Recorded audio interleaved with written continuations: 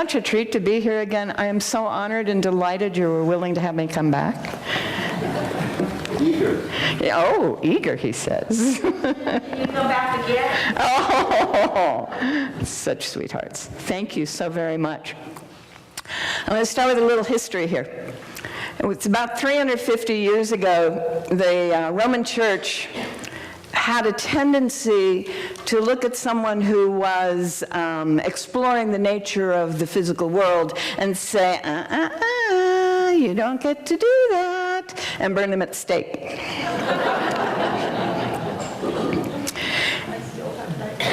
Yeah, some of us still do have nightmares. So there was one cleric who said, there's got to be a way to fix this. And he thought about it. He really thought.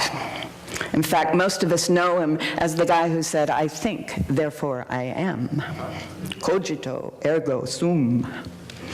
And what he figured out was if he could persuade the church to let all the people who look in the natural world over here, just leave them alone.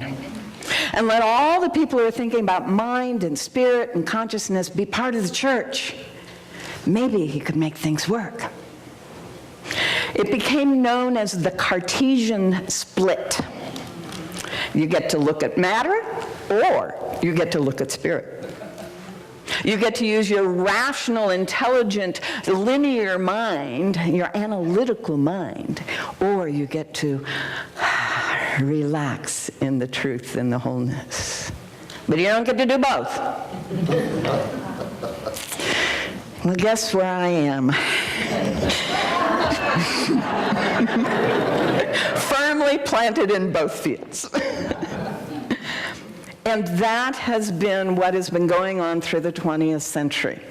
Okay? Starting with the quantum movement, the beginning of quantum theory, moving into psychotherapy and psychoanalysis and Jung's understanding of archetypes and the collective consciousness. And then as we move forward through the 20th century, we get into the fields that I was studying, which have to do with cybernetics and information and the field of information that surrounds us. And by the 1980s, 1990s, the National Institutes of Health in the US actually acknowledge there is a biofield of informed energy that is defined by and defining the physical. Well, folks in New Thought knew that all along. And so what happened, historians may look back at the 20th century and say it was the slow but steady erosion of the Cartesian split. I mean, even by the end of the 20th century, the Catholic Church was willing to publish Teilhard de Chardin's paleontology mixed with Christ. Wow! That was huge and very powerful stuff. He's saying we are all evolving. We cannot help but become the embodiment of the Christ. Wow. And there are a number of Jesuits who agree with him. Not so much the Dominicans, but they're the ones who invented burning at the stake, so, All right, so I grew up in this weird household where, I was the only child of a single mom, and she really didn't want to be a mom, and it was really tough on her, and she'd farm me out as much as possible, thank heavens. And I got to spend like a weekend every month with my grandmother, and my grandmother had grown up the daughter of another firmly planted individual. Her father was a geologist who was also a Methodist preacher in the 1800s. Is that cool? So at the turn of the last century, he was part of this shift. Anyway, so she ran off to India because she wanted to help the world. And she lived in India during the time that Victoria was over and Edward was beginning, and all of that whole new way of being. And she got the opportunity to work on some of Gandhi's projects, too. Well, she married while she was in India to an Illinois farm boy, and he couldn't stand it, and he brought the whole family back, and it broke her heart. But what she did in this country is she became one of Gandhi's spokespeople. And she also began to find the American and English literature that would support the understandings that she began to experience in India. She had seen someone who was so connected with the divine be with someone who was blind or someone who was lame in a way that that person was no longer blind or lame. When you've seen that and felt that and had that experience, you're not the same person. And so she taught me that that line in the New Testament that Jesus says, "These things and greater shall you do," was real. I was 7 when I first got that. That's amazing. On the other side of the family, my mother had gone into the Navy during World War II and had been teaching pilots. So when Korea War came along, they needed people who knew how to analyze what the pilots were doing. And so she got hired by the Institute for Air Weapons Research. And she was working with engineers and mathematicians on nuclear weapons and military systems. That's an interesting contrast. And then during my summers, I got to go hang out on a farm, a wonderful farm in Illinois, with some Lutherans. And then the great breakthrough for me happened when my mother's younger sister married the son of a rabbi and converted.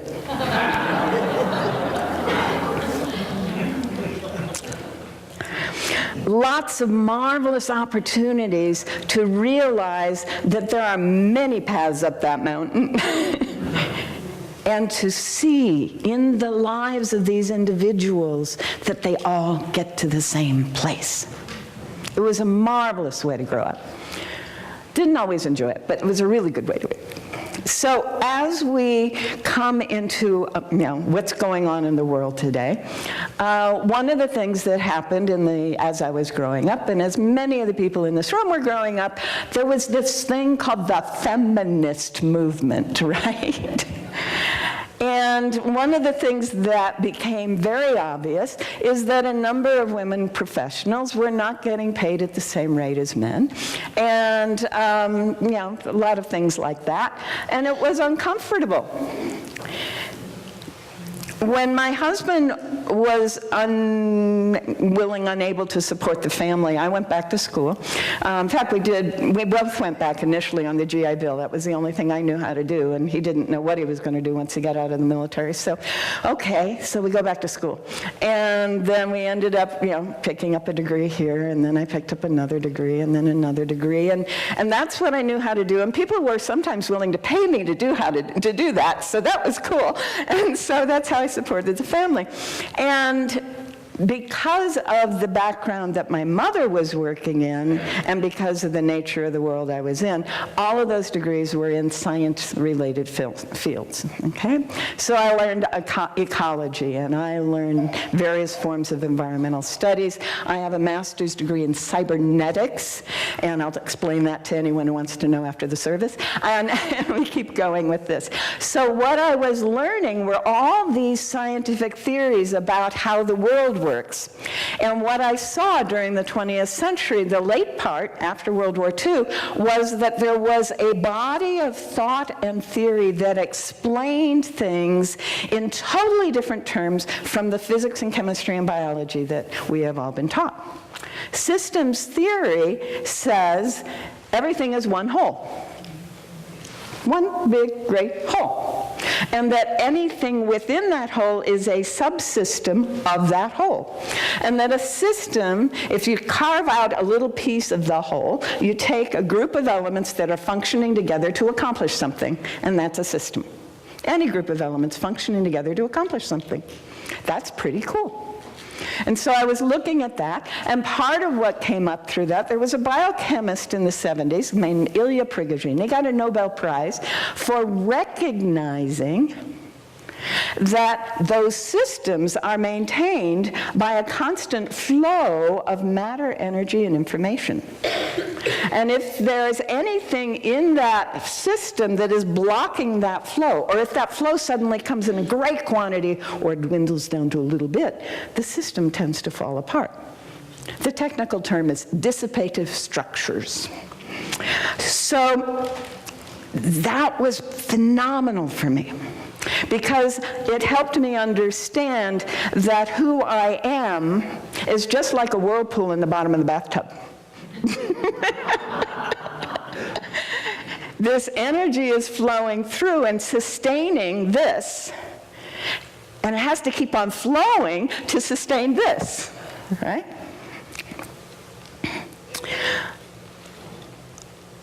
I shared in the earlier service that when I got to be about 36, I had reached the pinnacle. I had accomplished anything I could ever want to accomplish, and partly because I had been at the level when I had a master's degree, I had been hired as an assistant to guys with bachelor's degrees.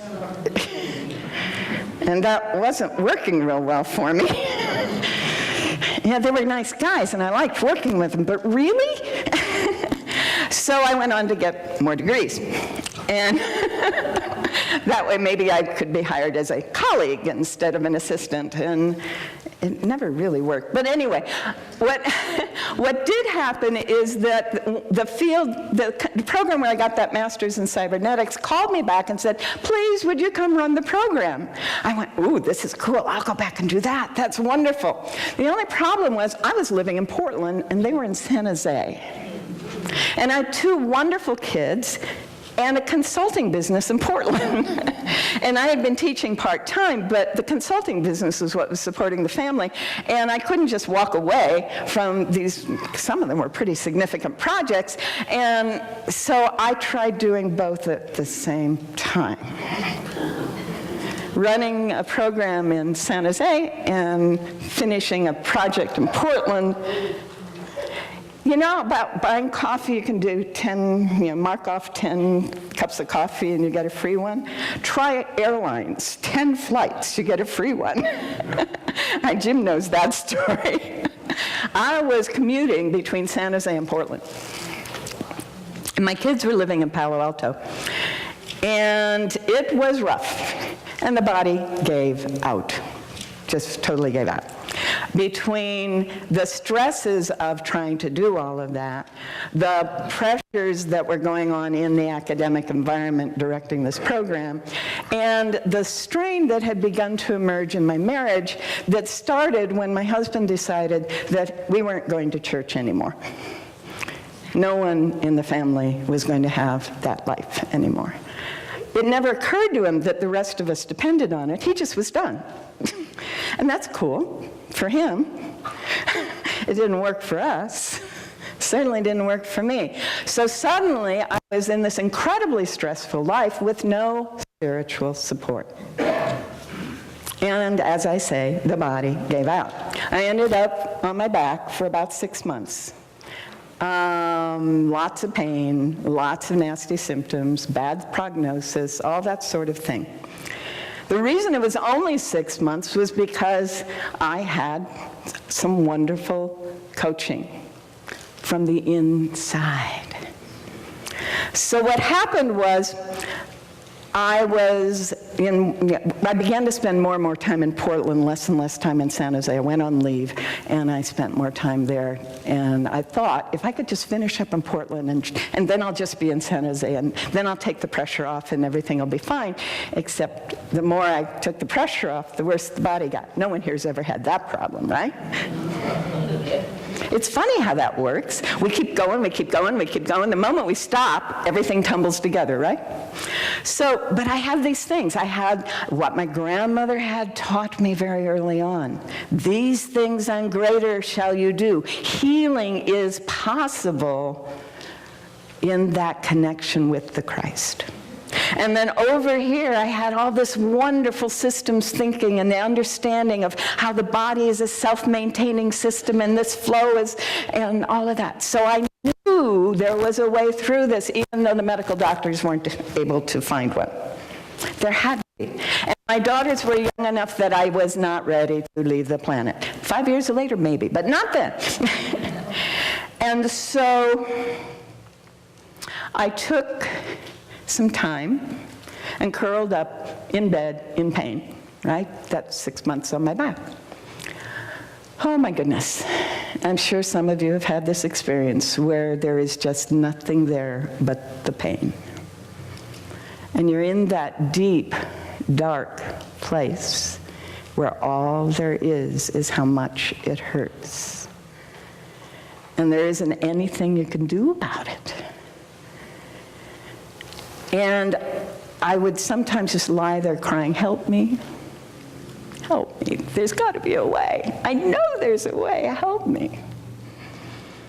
And sometimes that would be my mantra, right? Now, I knew about meditation, and I had practiced meditation, and that was the best I could do at that point. And then one day, I'd done that so much, I was exhausted, and I began to hear inside me, from a voice that I didn't know was there, a repeat, help me. I'm going, what? I thought I was the only voice here. Help me. Help you what? Help me help you. Whoa. There is a part of me that can help the rest of me. There is a part of me that can do something about this pain. I'm listening. And so I spent some time just practicing listening. And as I did so, I began to be aware that it was asking and suggesting that I do some different things, that I go over here, or I drink this, or I maybe even try eating that, and whatever it was. So I got into a habit. I practiced following the inner voice. And for about a year and a half, starting with this 6 months, I was beginning to undo things. That's all I did. I would not do anything until the inner voice said, do this. It's a very interesting practice. I strongly recommend it because you get in that place, right? So the voice started leading me to different places, including unity churches and religious science churches, never on a Sunday. Never when anyone was around. But there would always be a pamphlet or a brochure or a booklet, something that was the next step that I needed. And so I began to read them, and one of them was Charles Fillmore's The Atom-Smashing Power of the Mind. Oh my goodness. Now, remember, I was raised in a world of atomic energy, right? And not even energy, just atom smashing. In fact, I used to pass the cyclotron, and my mother worked on the Manhattan Project of the West Stands of the University of Chicago on my way to school. So that was really familiar stuff. So I was going, oh yeah, I can pay attention to this one, right? The atom-smashing power of the mind. That's got to be helpful here. Another thing was Emmett Fox's Golden Key. It meant absolutely nothing to me at first. I just kept reading it and reading it and reading it. And it boils down to, if there is an issue or a problem, focus on the divine. Don't focus on the problem. Didn't understand it at all, but tried it, because that's where the voice had taken me. And was guided into a Reiki class, which fit perfectly with my understanding of what, these things and greater shall you do. And I kept going back to the sciences and going, the only thing that's working for me is this realization that this body is a self-maintaining. Oh, it's a self-creating system. And then there was this breakthrough for me. It is a self-transforming system. Oh my goodness. It's not that I have to heal something. It's that I have to allow it to fall apart and something else to emerge, a transformed being. And I've found some other books that were useful and helpful, and I had seen the Course in Miracles many times at that point, and I had, and just all these little bits and pieces came together, and you will know how that is. I know, because you're in this room, right? Oh, there's that piece. Oh, there's that. Oh, and that's helpful, and you go through, and that comes.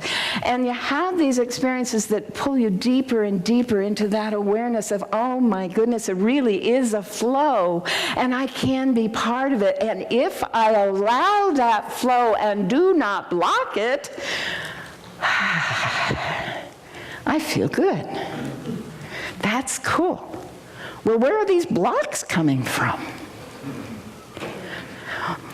One of the practices in Reiki is to experience, it's called a mental, and you experience the energy flowing through the body, and as you do, you find where the blocks are, and you assist those blocks to dissolve.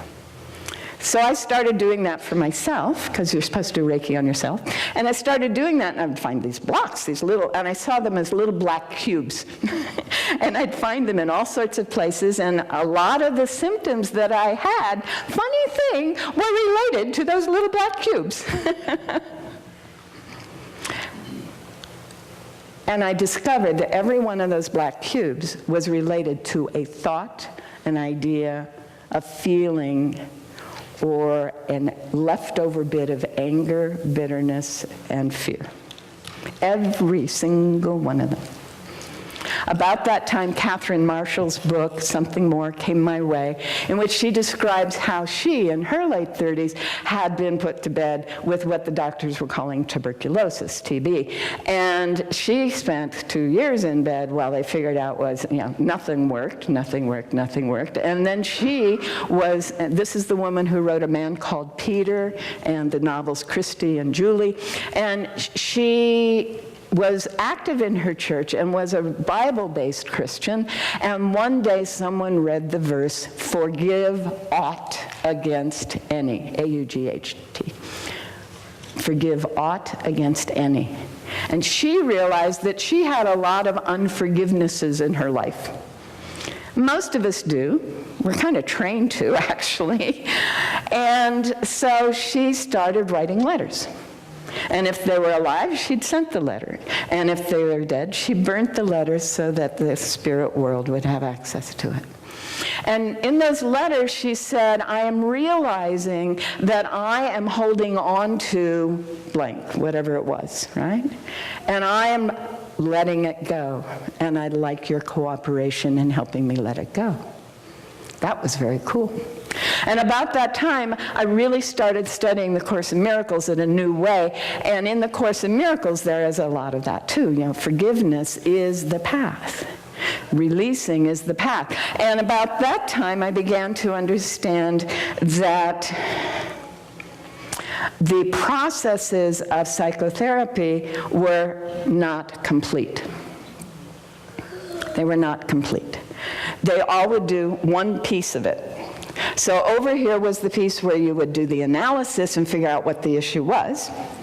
And over here was where you would do the metaphorical archetypal stuff, that's Jung, and you would figure out what that was leading to or what that was connected to. And over here was where you would do the cognitive behavioral therapy and start operating in a different way. And over here was where you do the primal scream and get it out.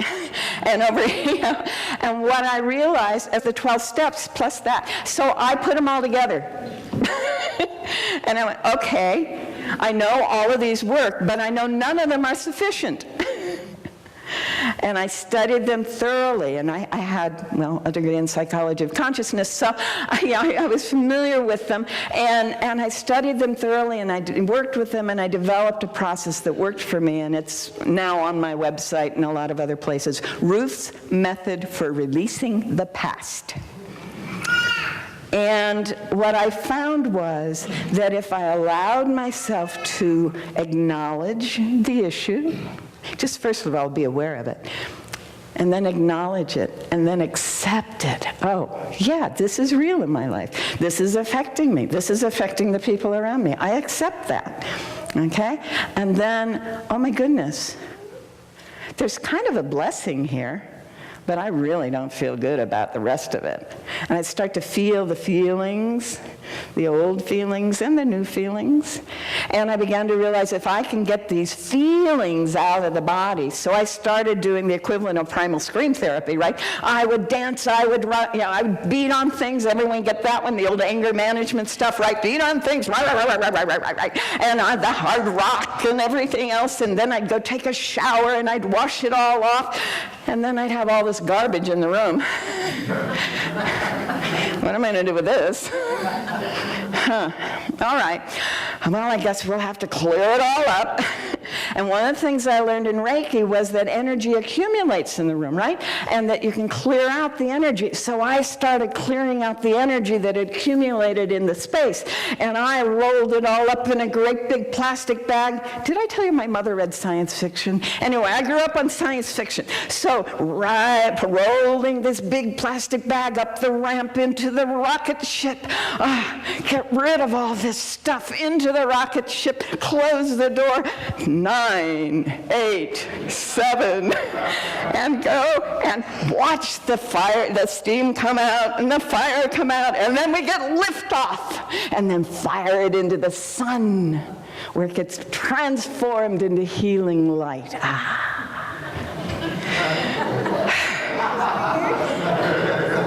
Yes. Here I am in the light. It's done. It's done. What next? I better decide what I want next. What do I want? You ever been in that place? Everything is wide open. You can claim anything you want. Well, I knew I wanted to be well. That was first. The body is healed and whole. I knew love was part of it. The love between us continues regardless of the form of relationship. I knew my kids needed to be healthy and whole, and we lovingly co-partner and co-parent my children, our children, so they are healed and whole. Yes, and I claimed it, and I felt it, and I knew it had to be so. And it was. And it was wonderful for about 6 months. Life does not go straight up. Life is a sine wave. But every time it got easier and better. Every time it was less of an issue. Every time I got stronger and stronger. And now I'm, fully functional, I hope. Well, maybe not. There may be more I can do. I'm looking forward to that. Anyway, so what I had done is I had taken my systems thinking and my spiritual understanding and the whole realm of psychotherapy, mushed it all together to experience wholeness, to experience freedom, to experience life and light as the core and essence and fulfillment of who I am. And then I discovered one more piece of science, and then I'll be quiet. One more piece of science. This is a microbiologist at Cambridge University, and he was interested in the evolution of the biological life forms on this planet. And what he discovered was there had been, for example, a mutation in Siberia of a particular form of daisy. And within a relatively short geological time span, there would be almost an identical mutation in, say, the Americas and in Africa. Totally disconnected, no way that they could have been, butterflies or bees or something contributing to this mutation. And so he started looking at other things. And he realized that every life form has a biofield. He didn't use that term because it was before they accepted it, but every life form has a field. Now, biologists have known that forever, because how does a cell turn into a body? It has a field that guides the cell form. How does this cell right here to curve over to the top instead of keep going forever? I mean, really, how does it do that? Unless there's some kind of information, energetic information guiding it. So that's the morphogenic field, the shape-creating field of the body. He suggested that all species have resonating fields, so that when one over here is doing this, or the other one goes, oh, we could be doing that too. And another one over here, we could be doing that too. And so they were linked by their resonance. And in fact, it's called the theory of morphic resonance, Rupert Sheldrake. And so he put that together and put it in a book, and this was toward the end of my process. I was beginning to feel pretty good and pretty effective and wondering what I could do. And he's saying, just by allowing it to happen in me, I was encouraging it to happen in everyone everywhere who resonated with me. That is so cool. Because each and every one of us is capable of doing whatever we need to do to experience who and what we fully are. We don't have to worry about everybody else out there. And in fact, to bring it back around to my grandmother, it became, we get to be the change we wish to see in the world. Mahatma K. Gandhi, Mohandas K. Gandhi, the Mahatma. Wow. Thank you, Gandhi ji.